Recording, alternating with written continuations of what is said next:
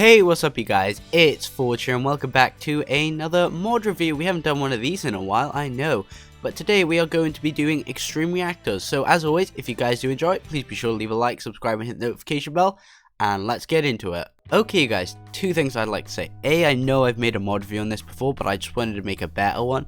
And B, I am very ill right now, so please excuse my voice. Okay guys, so in this mod, you will find 3 different ores. Only one of them, as of right now, you will actually need, and that is the yellowite ore. These other 2 can be found in the end and nether respectively by the looks of them.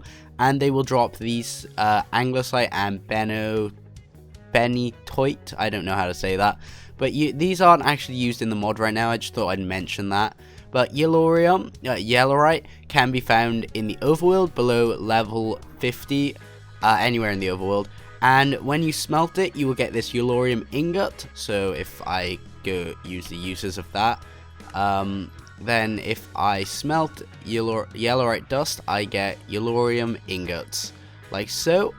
And then once you've got that, you're also going to want to make some of this graphite, which you can do by smelting charcoal and coal in a furnace as well. So that's also something you're going to need to get quite a bit of. The next thing we're going to need is this reactor casing core, and that is made with 1 redstone, 2 gold ingots, 2 graphite bars, and 4 iron ingots. And you're going to need quite a few of these, because now you're going to need to make yourself some reactor casing.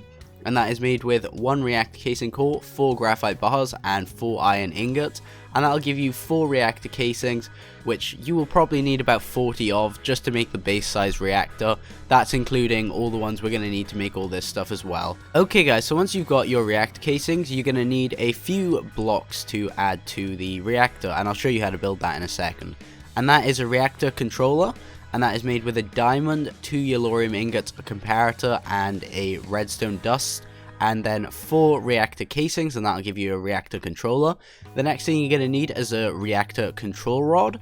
And that is made with 1 piece of redstone, 2 graphite bars, 1 yellorium, 1 piston, and 4 reactor casings again. Again, this is the reactor casings we've already made, hopefully, because I've included the 40 in the ones you'll need to make this stuff.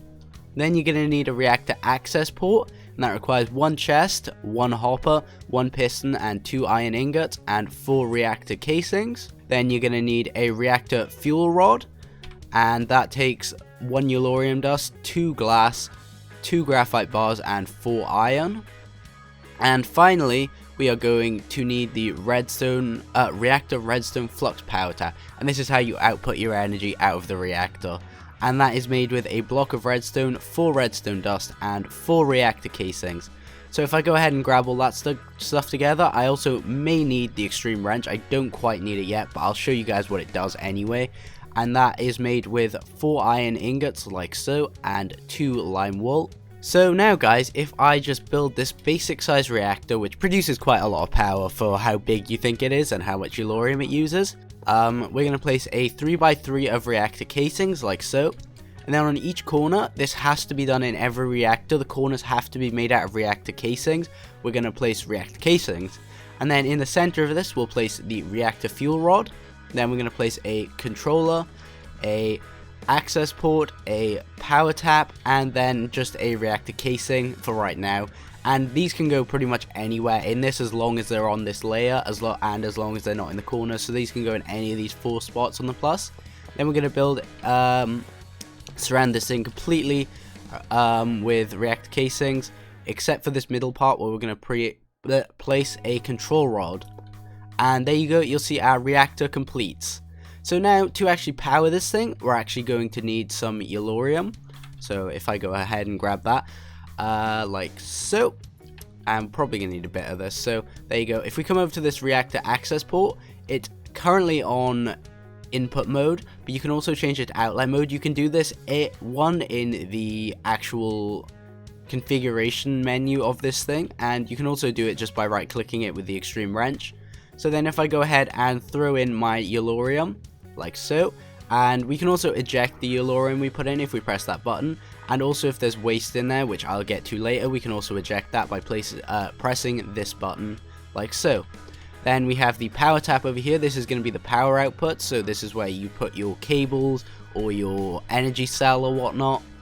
And also you can pump items into this access port, so you can like use applied energistics cable, you can use thermal expansion cable just to push items into this instead of having to manually refill it all the time.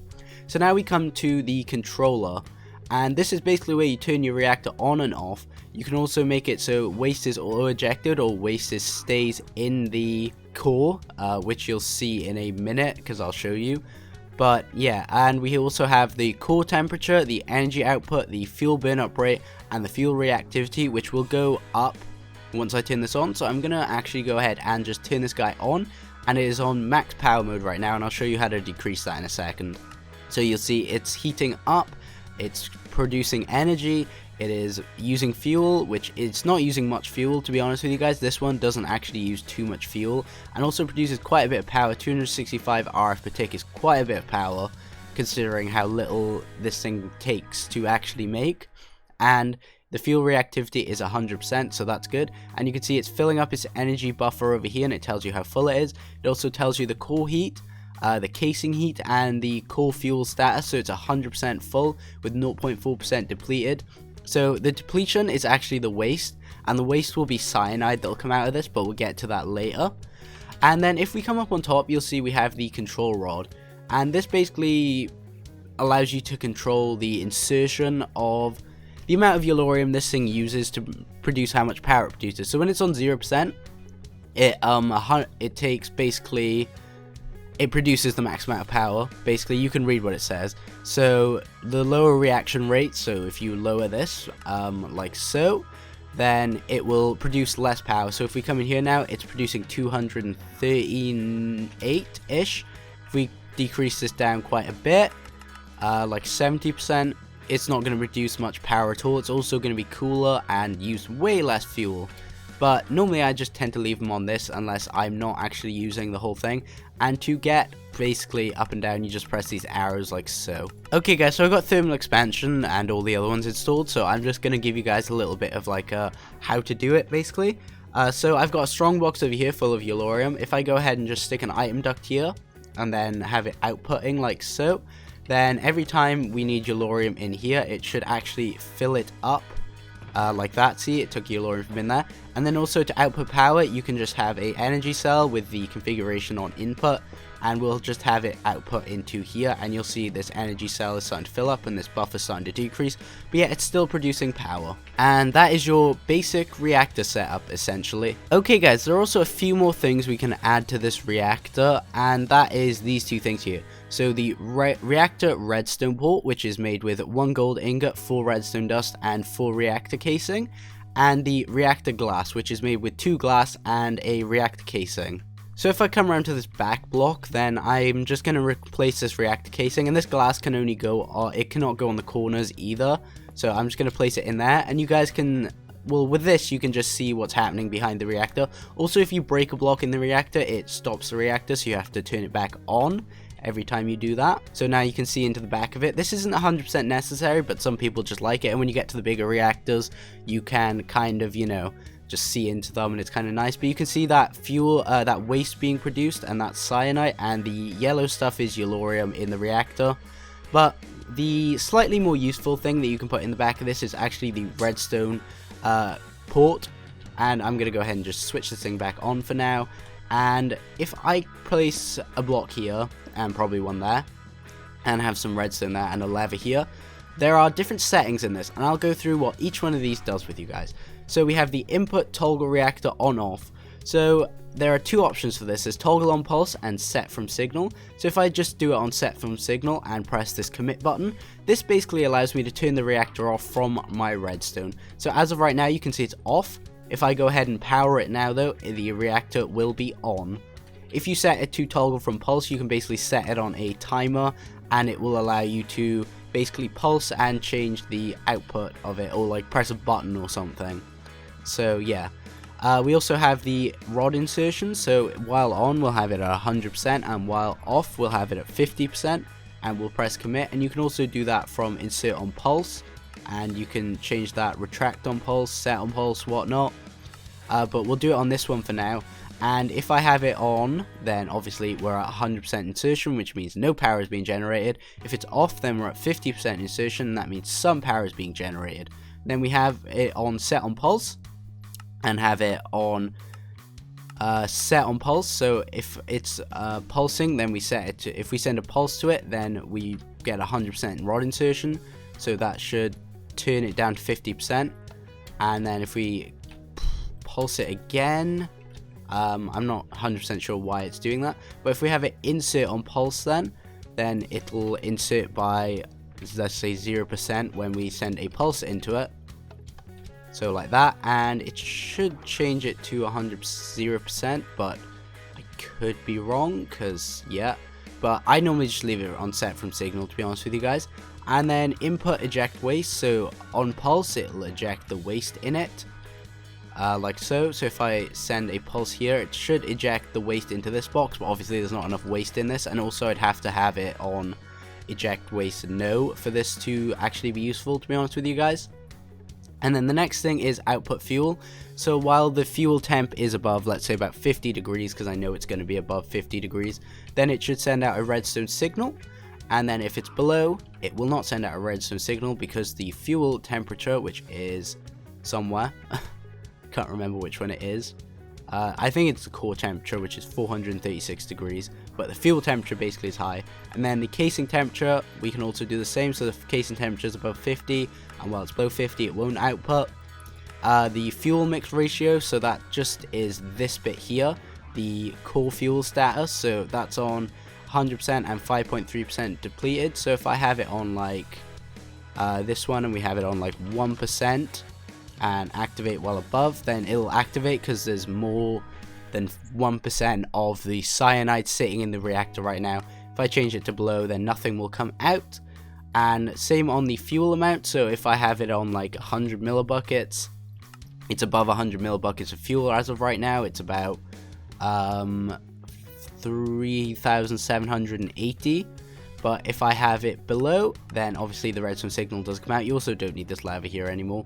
And it's the same as with the waste amount, so the amount of millibuckets of that, which is the waste one. You can see there's 220 millibuckets in there right now. And also the output energy amount, so how much energy is being outputted. So if it's producing 100%, if it's below, then it'll activate, etc, etc. So that's just how much energy is in this output here. So it's basically at 1% right now, and that's why it's outputting below there. So if I change this to 1% and put activate while below, no redstone should come out, while above, and no redstone comes out now, probably because there's probably about 1% in here right now, 1.5%. But there you go. That is basically what this redstone port does. Okay guys, the next thing you're probably going to want to do to progress in this mod is not actually craft anything new, just make this thing bigger, because this is called Extreme Reactors. And I believe this is correct size. The max size you can build is 32 by 32 by 48 blocks. That is for big reactors though. I can't find any numbers on Extreme Reactors, so you guys will have to let me know in the comments if I'm wrong, and please let me know, because I'm not saying I'm right about this. But you can build these things anything from a 3 by 3 by 3 up to 32 by 32 by 48. So I'm going to grab some resources, and we're going to build like a 9 by 9 one, I think. Okay guys, so I'm going to go ahead and build a 9 by 9 one now. So we're going to need 1, 2, 3, 4, 5, 6, 7, 8, 9. Then I have this builder's wand, which I just have installed to speed this process up. So we're going to go 1, 2, 3, 4, 5, 6, 7, 8, 9. And this mod's called Better Builder's Wands. Yeah, it is called Better Builder's Wands. And that is a 9 by 9 area for a reactor. So this is pretty big compared to that one. So then we're going to go up another 8 blocks from here. So 1, 2, 3, 4, 5, 6, 7, 8. And again on this side, 3, 4, 5, 6, 7, 8. So then we're going to build this across. I don't actually know if I got that one perfect. And you're basically going to need to build up your reactor frame like so. And I don't know if that was right, because I wasn't actually counting. So that is basically the base shape. You can go ahead and either fill this in then with reactor casing or reactor glass. I prefer the reactor glass personally, so I'm just going to build this up. There you go. Also, try not to misplace this glass, because it's a pain in the butt to break. It doesn't require silk touch, but it's still a pain. Then I'm going to go ahead and just add my reactor controller. Have I built this right? Okay, so there you go. I'm going to place my reactor controller in the center. This isn't necessary, I just do this for aesthetics. And then we're going to have our access port. I tend to put 2 in, it's not 100% necessary. This is just because I'm going to automate the reactor a bit more. So I'm going to have a fuel output over here, so I'm going to change this to outlight mode. Remember, you can do this with the extreme wrench as well. And then on the back, I'm going to have a power tap for now. This might not be necessary later on, but there you go, this thing is pretty much completed besides the control rods. I tend to place these things like so, leaving a space in between each one, like so.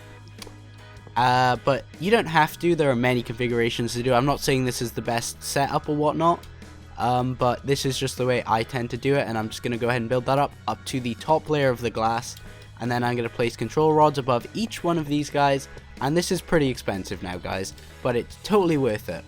Now we're gonna, well, you don't need to, but you can cool these things, and I have thermal expansion installed, so there are better coolants in this, but I'm gonna try and keep this vanilla.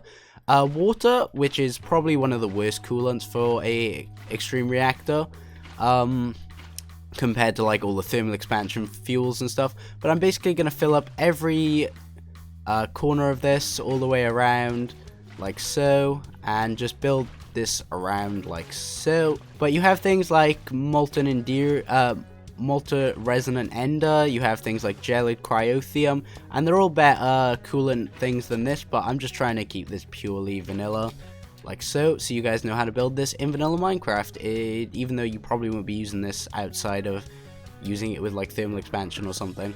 Then you can go ahead and fill in these gaps with either reactor glass or reactor casing. Doesn't really make a difference, to be honest with you guys, but I'm just going to use glass because I think it looks cooler personally. And then there you go, and then we have the completed reactor like so.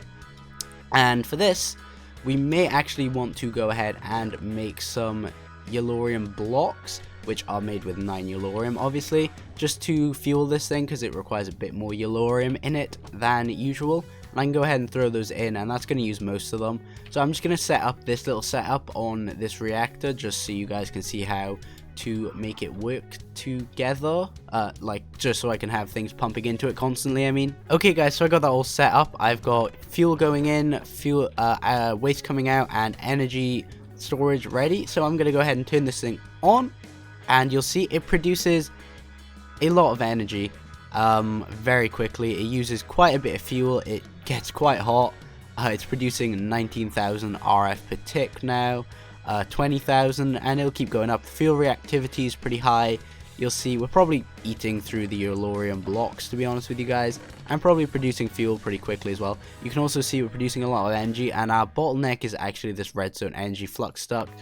I could actually use a better energy output, but there you go. And we're producing 20.8 thousand RF per tick, which is quite a lot of energy. Okay guys, just to end this one off, I thought I'd mention a few things, and that is firstly these 3 blocks, and that is the reactor Tesla power tap, the reactor rednet port, and the reactor computer port. And these basically are for integration with other mods, so Tesla power is for taking Tesla power out of the reactor as opposed to redstone flux. Rednet port is for integration with the rednet stuff. I think it's from, I'm not sure what mod that's from now. And the reactor computer port's for open computers or computer craft, not sure exactly which one. Also, this cyanide ingot, which I've talked about quite a bit, comes out of the reactor as waste. As you can see, it's come out of this one. It normally just pops into this thing. So if it was in this guy here, we would be getting it in here. But as I've got it outputting, there's cyanide, and that's how you get cyanide in this mod, basically by running your reactor. Also, these 2 things can be made into blocks as well, cyanide blocks and graphite blocks. And these aren't really used for anything other than storage blocks. So that's about all I have to talk about right now for Extreme Reactors. Obviously there's going to be a part 2 to talk about the turbines and everything, but this is just about setting up your reactor. Okay guys, so that's how you set up your basic reactor, well, your reactor basically in Extreme Reactors. Come back for part 2 on how to set up turbines and all that fancy stuff, and we'll get into that. But as always, if you guys did enjoy, please be sure to leave a like, subscribe, and hit the notification bell, and I'll see you guys next time. Bye bye.